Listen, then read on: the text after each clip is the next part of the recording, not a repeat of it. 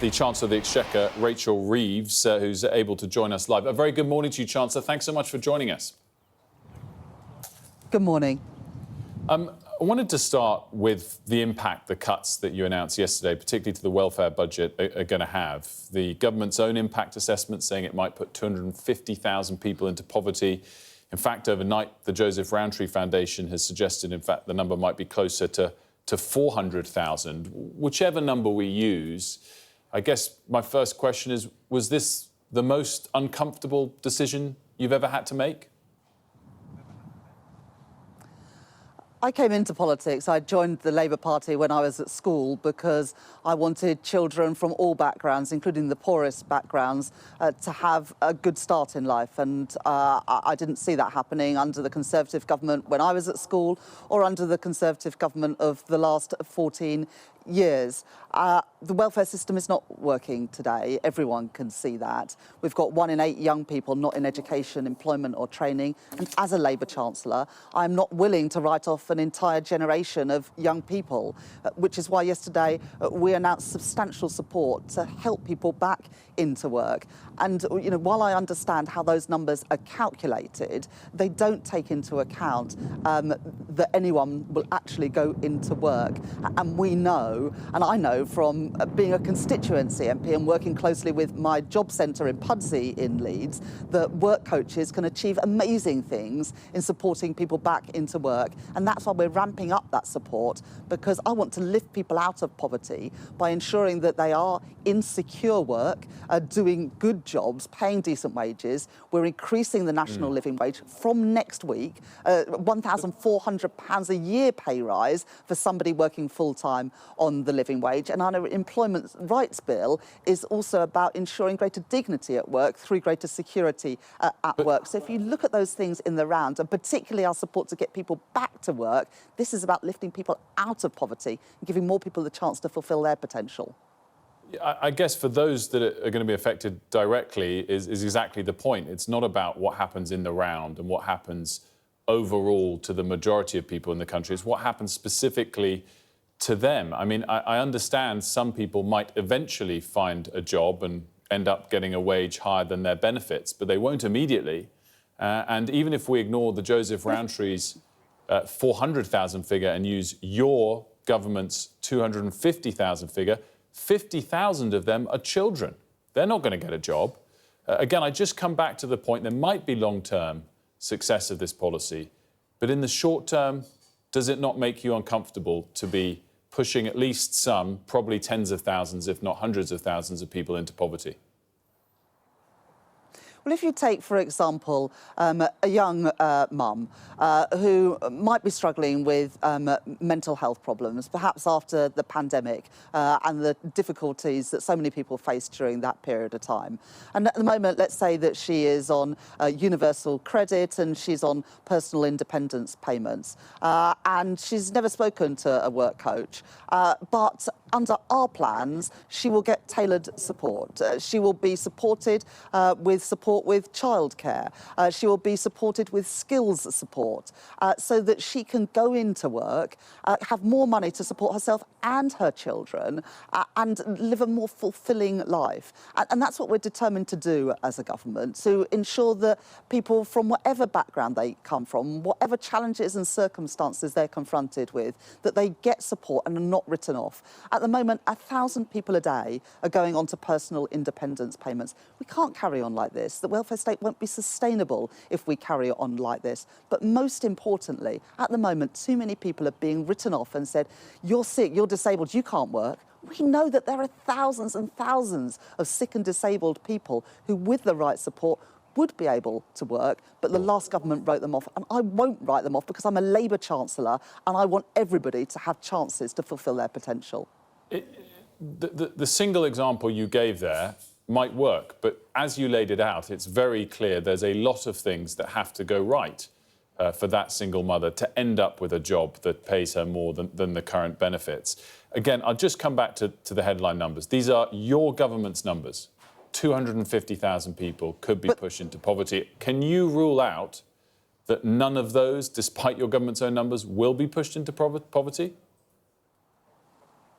I am absolutely certain that our reforms, instead of putting people into poverty, are going to get people into work. And we know that if you move from welfare into work, you are much less likely to be in poverty. That is our ambition, making people better off, not making people worse off. And also the welfare state will always be there for people who genuinely need it. And when people come up for their reassessments for personal independence payments, we want them to be seen by a trained assessor. Before the pandemic, people were seen face-to-face 7 times out of 10 for those assessments. It's now 1 out of 10.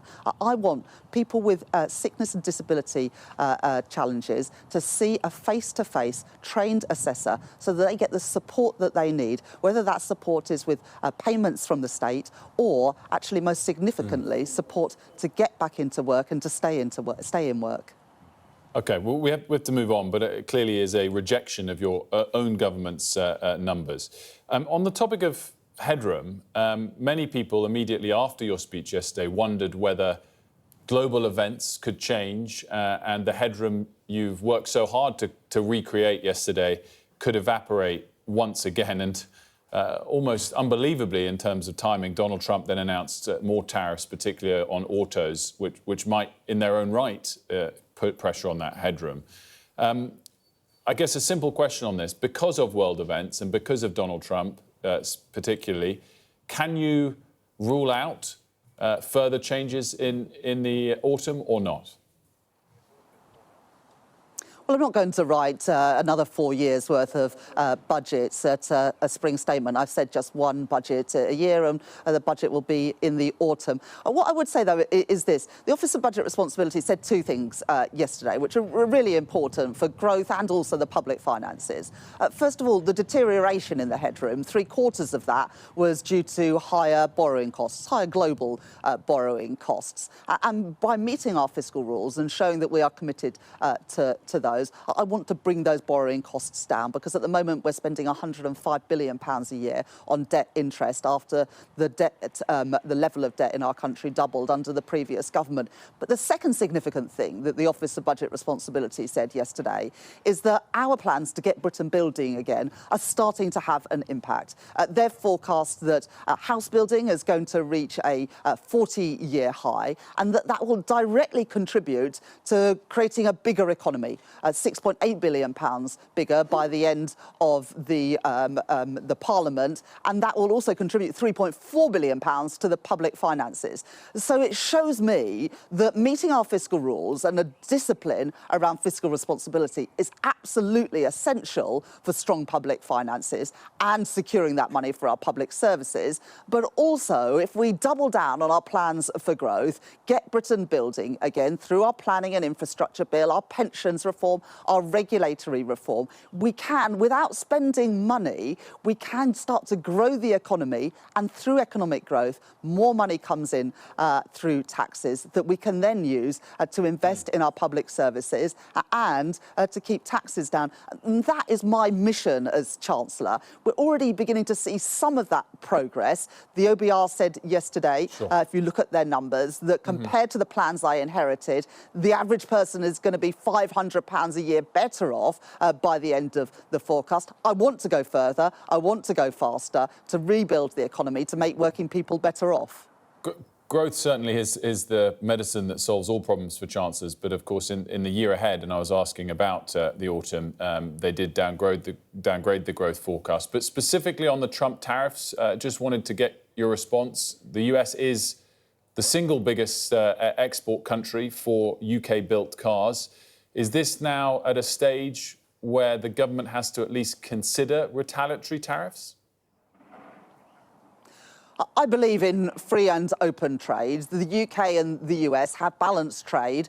There's neither a surplus nor a deficit. The US are concerned, and I get this, about countries that run persistent large surpluses with the US. The UK is not one of those countries, which is why we are in extensive talks at the moment between us and our counterparts in the US. Let's see where they get to in the next week. It is a big week ahead. But but we'll continue to make that case, both with the US and with other countries that we're looking to secure trade deals with, like India and the Gulf countries, but also our nearest neighbours and trading partners in the EU, where I think there's much more we can do to reduce barriers to trade. Are you considering retaliatory tariffs, or are they ruled out indefinitely?